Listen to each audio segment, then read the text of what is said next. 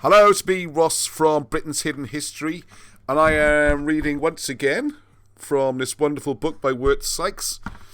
It's just a short one. It's all about boozing, difference in attitudes in Wales, England, and America. All right.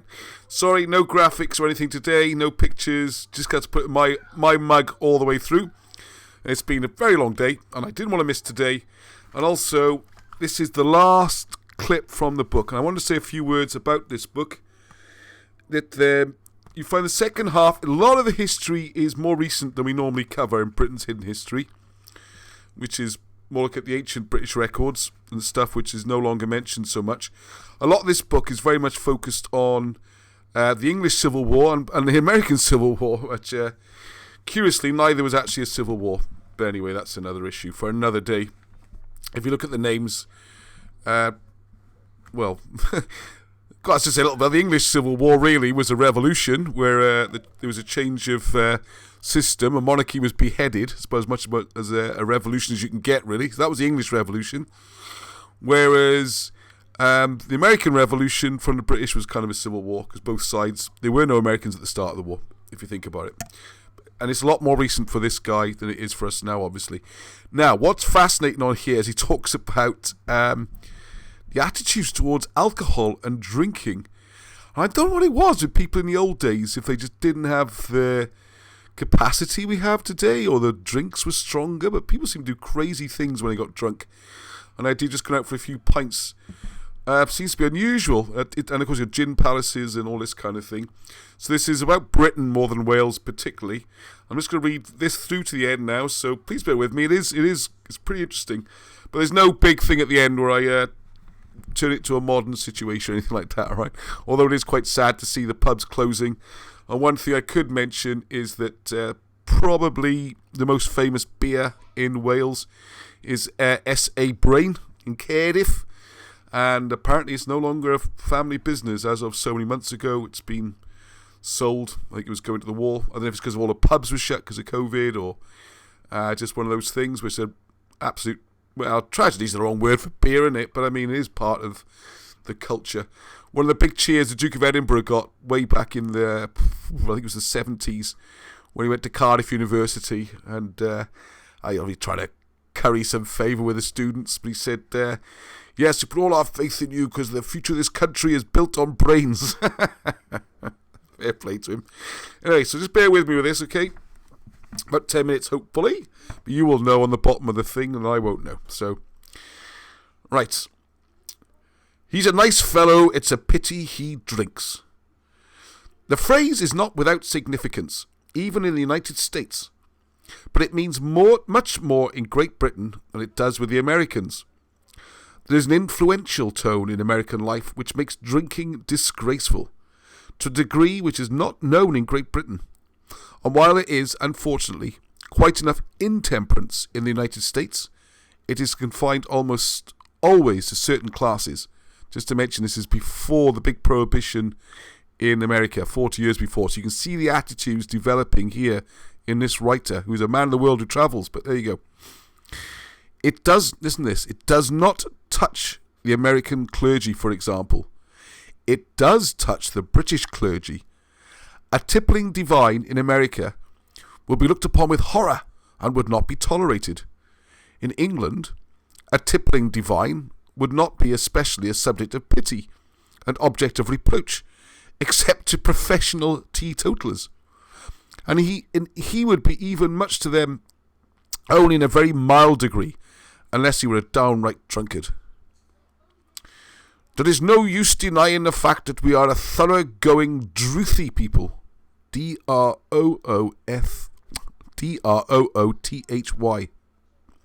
says an English newspaper in Wales, alluding not to the Welsh but to the English. The reforming Briton, who has made up his mind to deal with the drink scourge, finds that his work is no child's play. Not only is there measurably lacking that moral influence which is so precious as a supporting power to the reformer, but the evil he combats is so universal that he seems to be at war with every sort of man. See, alcohol is evil.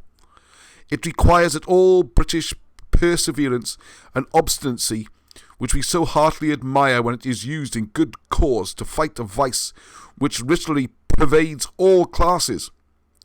At the conclusion of one of Mr. John B. Gough's lectures in London, a clergyman of the Church of England was found dead drunk under one of the benches. A belted earl, one whose ancestral line stretches back to the Plantagenets, has recently been the talk of all London for his drunken caprices, now ordering special trains at various railways, none of which he uses. Again, as colonel marching his regiment to church, reeling at every step, only to leave his men at the church door to repair to a neighbouring pothouse, where he was found tossing sovereigns with grooms and stable boys in drunken jollity. My wife's little pink-ribboned maid, with eyes like diamonds and cheeks like the rose, seeing her mistress provided her with neither beer nor beer money, said frankly, "Well, but what am I to drink, ma'am, at my dinner?" With this universal idea everywhere prevalent that water is not a fit drink by itself, with millionaires in the brewing and banking business who through the drink traffic have realised, quotes, the potentiality of growing rich beyond the measure of avarice, close quotes, and with, quotes, drinking your health, your honour, and a trifle for beer, thoroughly ingrained as customs in the social fabric of the land, but, above all, with a well-defined appetite of perhaps a majority among all classes and ages of people, even children, for strong beer. The reformers have had a veritable stone wall of China to pierce before they could make any headway in their toilsome march of progress. An important feature, therefore, of British life is that which is furnished by the modern movement which endeavours to supplant tippling houses with coffee taverns, or coffee palaces, as they are often called in competition, I suppose, with the name Gin Palace. Needless to say, this movement is not a distinctively Welsh one, though my studies of it have been made in Wales. The American tourist who visits Europe for the first time usually experiences quite a shock on landing at Liverpool, at sight of the vulgar splendour of the countless taverns which dot the streets of the great seaport like sores. But happily, for the cause of humanity, things are not in these later days what they seem. Many of the public houses, some of them the most garish, are conducted on strictly temperance principles, and it is a satisfaction to know that of the 20,000 workmen who daily toil on the docks at Liverpool, a large proportion consistently patronise the cocoa and coffee palaces, to the utter abandonment of the gin hells. In the romantic old town of Chester, which few Americans leave the vicinity of Liverpool without visiting, the Duke of Westminster lately opened with befitting ceremony a cocoa public house in the premises known for generations as the Little Nag's Head Inn, a structure which, for picturesque in the manner of quaint architecture, still vie with any in Chester. In the towns of South Wales, the architecture of the coffee public house is seldom so quaint, but the buildings are various indeed, ranging from premises which a pins and needle shop could occupy with advantage, to the immense street corner location, with numerous inviting entrances through swinging doors, such as is always affected by the dram dispensing publican when possible, and adorned with all the flaring commitants supposed to suit the aesthetic views of the hard-handed sons of toil. The first coffee house in this modern movement opened in London was the Edinburgh Castle, an ex-gin hell, situated in one of the worst neighbourhoods in the East End, and the success of this undertaking was really the settling test. For if there were latent in the breasts of the community any spark of antagonism against the coffee public house on a score of its morality, this was exactly the neighbourhood to blow it into a flame. The experiment proved successful. The example was followed elsewhere until now scarcely a week passes but sees the inauguration somewhere in the land of a coffee palace. The buildings rear their bright, new, cheerful faces in almost every squalid quarter of every large town. Where the beer sellers are thickest, there are coffee tavern projectors most earnestly strive for a foothold, and having got it, there's earnestly endeavour to compete with the publicans of popularity. They call their taverns by the familiar names the vulgar Briton loves: the Market Tavern, the Temple Arms, the Phoenix Tavern, the Red Boot, the Checkers, the Anchor. Such are the cognomens by which it is sought to win men and women with untidy abodes to enter and be happy over coffee. At the bar of one of those there in South Wales, I drank a comforting cup, while studying with men and women who formed my human environment. It is in one of the large seaport towns on the Welsh coast. The night is raw, and I pause before a handsome stone building, the whole of which is dedicated to coffee and its concomitants. Great plate glass windows lie in the whole front, and in them long, persuasive legends concerning the various toothsome edibles and appetizing beverages which are dispensed within. Pork sausages and mashed potatoes, 3d. Beef, 2d. With large cup of cocoa or coffee, 1 penny extra. Lemonade on draught, 1 penny per glass. Ginger beer, 1 penny a bottle. New milk, 1 penny a glass. There are here none of these nominal euphemisms which have been strongly deprecated as an offence to the good sense of the working class, such as calling cocoa brown and stout, tea young tabby, coffee cream of the valley of Mocha, and even pressing the title champagne cup into service as a term for sweetened, aerated water. Indeed, now that the coffee tavern movement is an assured success, financially and morally, there is found, as usual, to be no lack of critics who, while graciously conceding good intention and some good accomplishment in the matter, disapprove of almost everything else.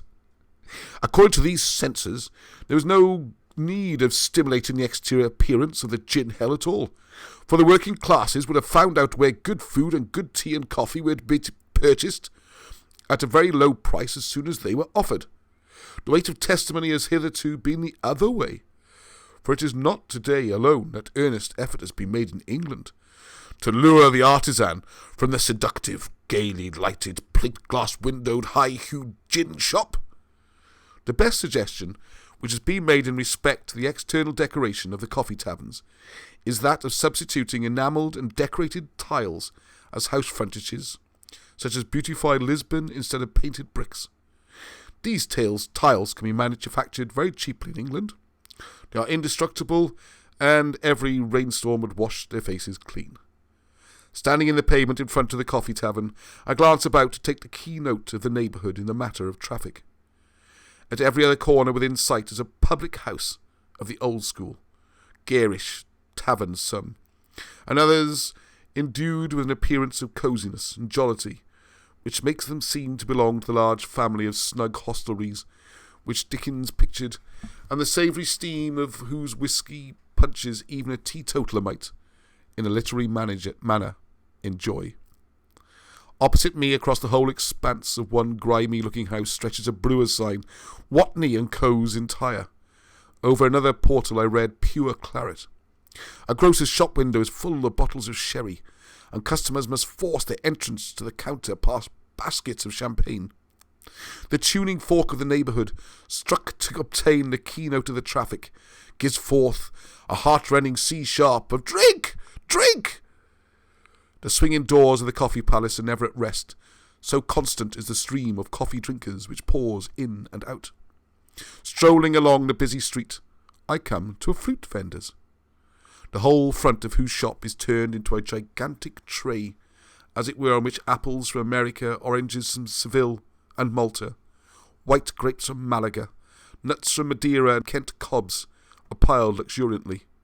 For a penny I buy a sweet Spanish orange and linger to speak to the fruitier, a slim, thoughtful-looking, middle-aged man, whose appearance has nothing about it of the traditional British tradesman, but would rather lead conjecture to allot him a place among the students at the British Museum. "I see you've had a coffee palace opened here lately," I say to him. "Not before 'twas needed," is his reply. "No, I'm not a teetotaler," he goes on. "Like a glass of ale occasionally as well as the rest, but this dram drinking, it is awful." He lifts his hands and shakes them in unison with his head, an unusual amount of gesticulation for an Englishman.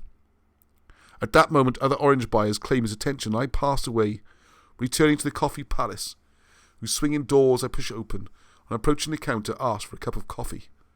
The place is almost full of men, the majority of whom are seated at the marble-top counters about the room, while around the counter cluster the few women who are present. It is not to be expected that many women will patronise the coffee taverns, as most of the sex have some sort of shelter where they are able to make a cup of tea or coffee for themselves. But to the men present, the beverages seem delicious, if one may judge by the gusto with which they swallow the draught served them in huge jorums, from which they pour out a modicum into the saucer that it may cool. So there we go. We get to the end then, and he sort of bangs the drum a bit to finish it about the benefits of non-alcoholic drinks. But I thought it was interesting there. He mentions that the cup and saucer, I don't know if you're aware of this, we all use them the wrong way around. When they were originally invented, the cup was to keep your coffee hot. And you pour it into the saucer, and you drink from the saucer, because it would cool down. The nice wide surface will let your coffee cool down quicker, you see. So you don't get saucers. And there's, I was going to finish with this book here, but there's one brilliant story.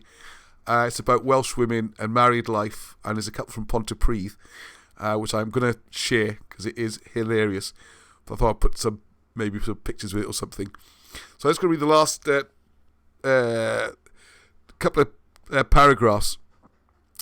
The remote corners of old South Wales and modern ways have not yet crowded out the old, but even here the law of the land is paramount, and roisterers who would gladly make a night of it must perforce go home to bed at 10 o'clock. So this sounds an awful lot like the lockdown restrictions. In Wales, you haven't been allowed to buy a beer for, I don't know, weeks, months, however long it is, and everything's closed, but anyway. But alcohol went first in Wales. There's still a kind of echoes of this. But anyway, they must perforce go home to bed at 10 o'clock, or the constable will tap at the window and ask disagreeable questions.